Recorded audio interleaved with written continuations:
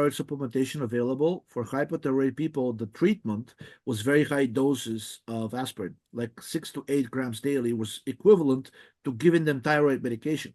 So aspirin acts almost identically to thyroid, but it requires much higher doses to achieve the same effects. However, if you're not severely hypothyroid, which they call clinically hypothyroid, if you're mildly hypothyroid or just under chronic stress and not hypothyroid yet, aspirin can actually prevent you from getting into the hypothyroid state. And even if you're mildly hypothyroid, can alleviate it to the point where you feel normal again without the need for thyroid medication.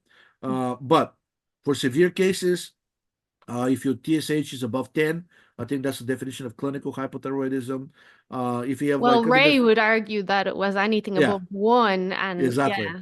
So they've revised that. Now they've lowered the normal range used to be up to 6, and they were saying between 6 and 10 it's subclinical hypothyroidism, over 10 is clinical hypothyroidism.